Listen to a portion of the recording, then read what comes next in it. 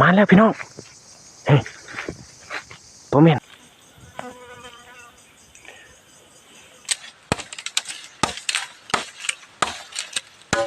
คนอันนี้มันออกบ่เบิดเพราะว่าสะอาดก่อน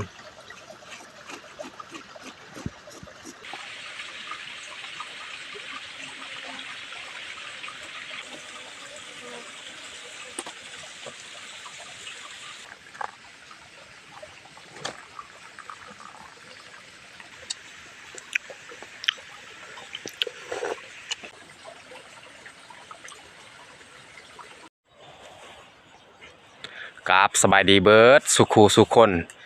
ตอนเข้าสู่เสาร์ยูสำหรับวันนี้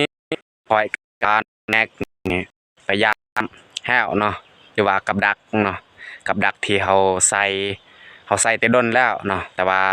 ตอนไปย่ามนี่บ่ได้ถ่ายให้ทุกคนได้เบิ่งเนาะโอเคมาแต่ทุกคนติดตามเบิ่งว่าสิได้หรือบ่นี่ยังบ่ทันฮู้เนาะมีแต่ลุ้นเบิ่งนำกัน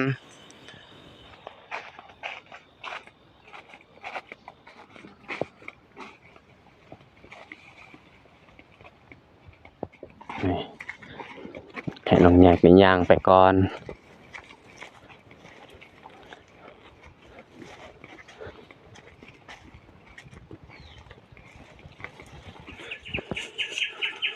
แถวของเฮาก็สิแม่น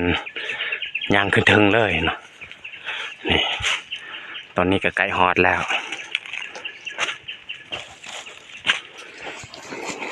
ตอนนี้เฮาก็ฮอดแถวแล้วเนาะแม้แต่เฮาสิยามเลยยามขึ้นถึงเลย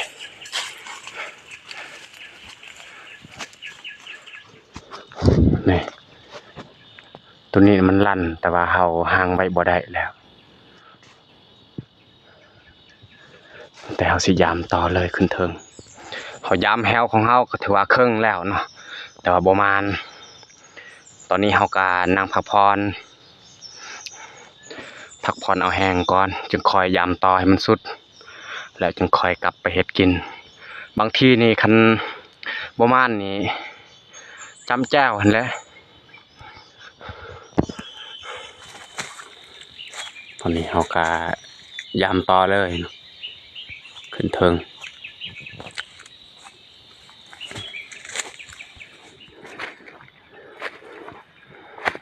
นี่แฮวของเฮาแถวรุ่นนี้นี่ถ้าว่ามันถึกนี่บ่แม่นสิถึกใส่ตีนหรือว่าแถวคานี่มันถึกหัดคอเลยถ้าว่ามันถึกมันดินบ่หลุดไม่แต่เฮายามต่อเลย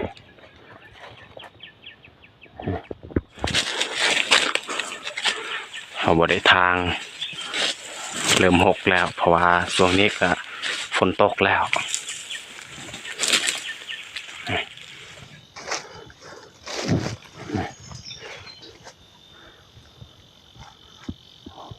ขึ้นถึงเลย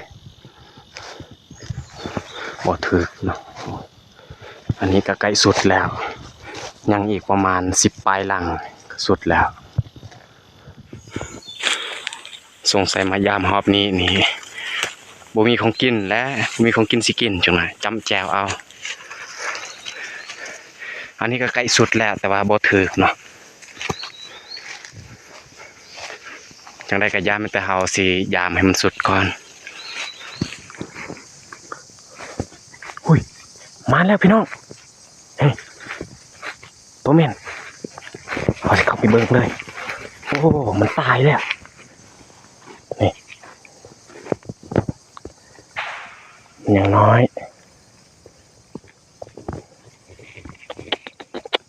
โอ้ถือคอมันหัดคอเลยตาย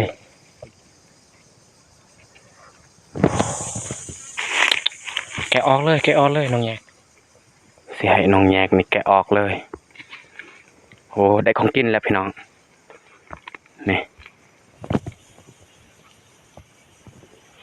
มันยังน้อยมันทันใหญ่อันนี้ก็ยัง3 ลังเนาะกับลังตัวนี้แหละ3 ลังเหลืออีก2 ลัง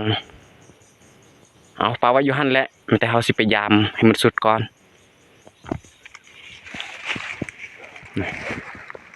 จะให้น้องแยกไปเบิ่งเลยว่าสิมานหรือบอถือว่าการยามแฮวของเราก็สุดแล้วเนาะแต่ว่าผลงานก็ได้แต่นี่แม่นตัวหนึ่งเนาะ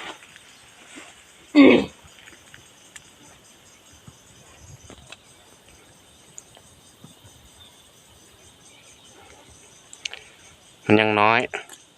ได้ของกินแล้วใส่แฮวแบบนี้นี่บ่เป็นยังเนาะเพราะว่ามันหัดใส่คอนี่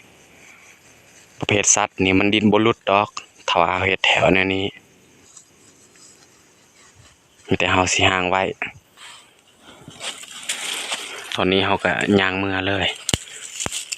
สิเมื่อเฮ็ดกินบ่อนใดมีห้วยจังตอนนี้เฮาก็ย่างลงแต่เทิงใกล้สิฮอดห้วยแล้วก็เฮาสิเข้าไปตัดกระบังก่อนเพราะว่าใกล้ห้วยนี่บ่มีกระบังเนาะแล้วเฮาสิเข้าไปตัดอยู่ลุมเลยนี่แหละไม้พุงที่เฮาจะตัดเอากระบัง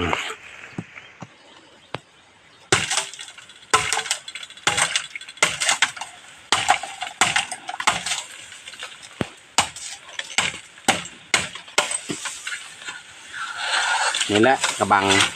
ที่เราจะตัดเอา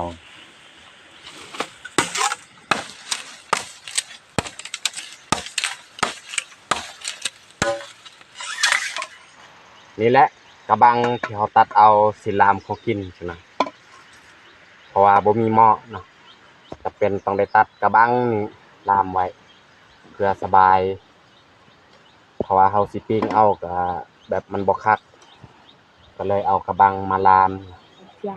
ตอนนี้เฮาก็ฮอดห้วยแล้วห้วยตัวนี้แหละเฮาสิเฮ็ดกินและนี่คือสถานที่เฮาจะเฮ็ดกินเนาะนี่บ่อนนี้แหละ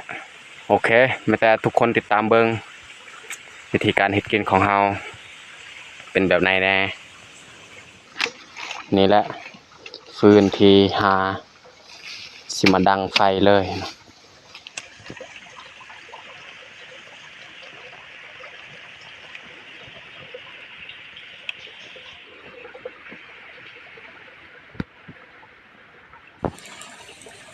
นี่แหละผลงาน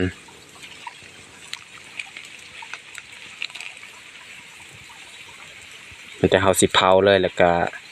สิลกคนออกมันยังน้อยไม่แต่เฮาสิเกียมเผาเลย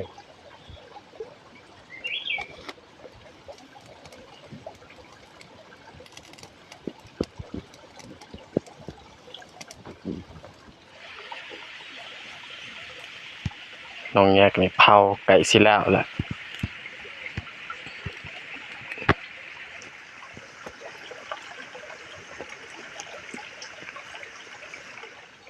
ว่าสำเร็จเนาะเขาเผาแล้วก็คนอันนี้มันออกบ่เบิดเพราะว่า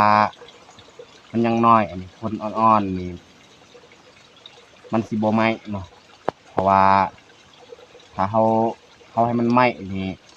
นั่งของมันนี่มันยังอ่อนมันสิลอกเบิดเพราะฉะนั้นเราจึงปะไว้นี่แหละสีสันมันยังดำเนาะดำอีปีนั่นแหละไม่แต่เขาไปเฮ็ดความสะอาดเลย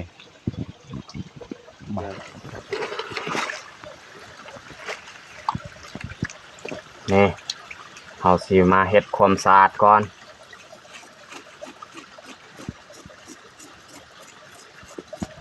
คนนี่มันออกบ่เบิดกะยาไม่แต่เขาล้างให้มันสะอาดเพราะว่าคนมันยังอ่อนเนาะถือว่าเขาเฮ็ดความสะอาดก็สำเร็จเนาะแล้วเขาจะปาดใส่มันออกก่อนแล้วจึงค่อยเฮ็ดกินเครื่องในส่วนโตนี่แม่นเฮาสิเอามื้อบ้าน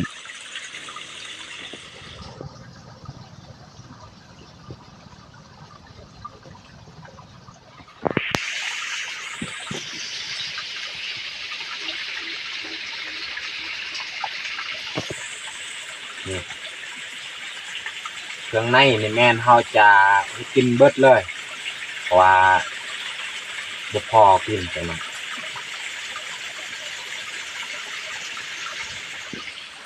นี่แหละโตเขาสิเอาเมื่อบ้านเนาะนี่เครื่องในนี่ใส่พุงนี่เก็บกินเลยทีนี้เขาสิเมียนไว้อยู่นี่แหละนี่แหละเครื่องในที่เขาจะเฮ็ดกิน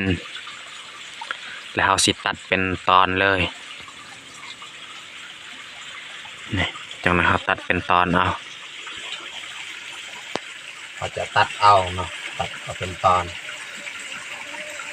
เพื่อสบายเวลาเขากิน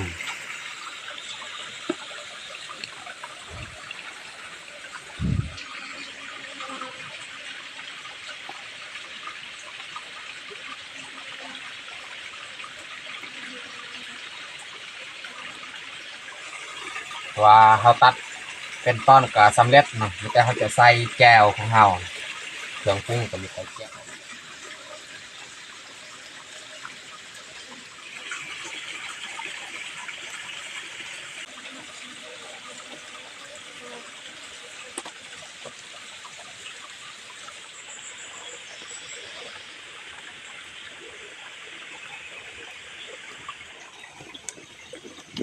ตอนนี้ของกินของเฮาก็ใกล้สุกแล้วน้ำฟดแห้งและอยู่ใน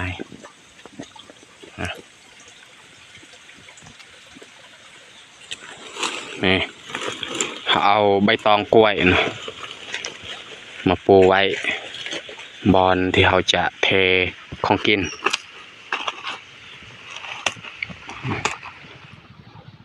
ตอนนี้ของกินของเฮาก็สุกเรียบร้อยนะไม่แต่เฮาจะปองแล้วก็เทเลย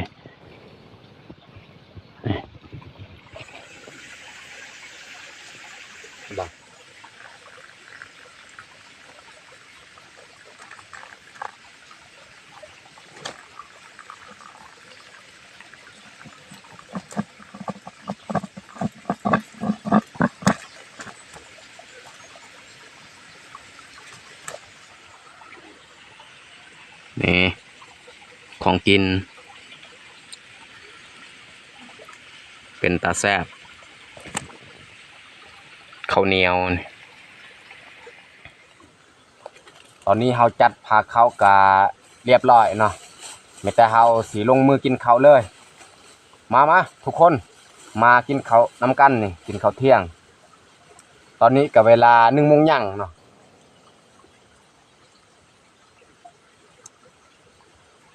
มายามฮอบนี้ก็ถือว่าใครแน่เนาะได้มีของกิน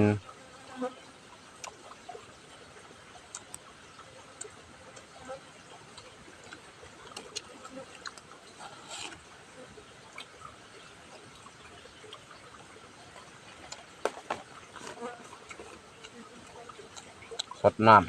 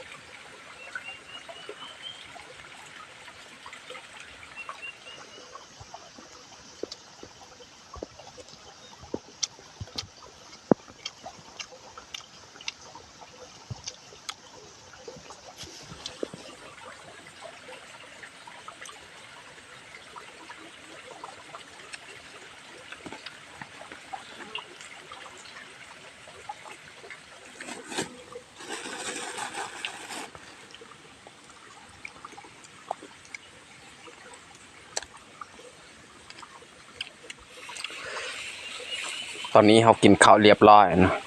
แต่เขาสีเกียมเครื่องแล้วก็เกียมยัดใส่กระทงตัวเม่นเนาะเขาปะไว้ในห้วยยัดใส่กระทงแล้วก็เมื่อบ้านเลยน้องแยกนี่ยัดตัวเม่นเรียบร้อยเนาะและไม่แต่เขาสีเกียมออกเดินทางตอนนี้ก็เวลา1 โมงปลายแล้ว เขาใช้เวลาในการย่างแต่นี้จนฮอดบ้านก็2 ชั่วโมงปลายเนาะเขามาแต่นี้1 โมงนี่ประมาณ4 โมงนี่ฮอดบ้านเขาออกเดินทางเลย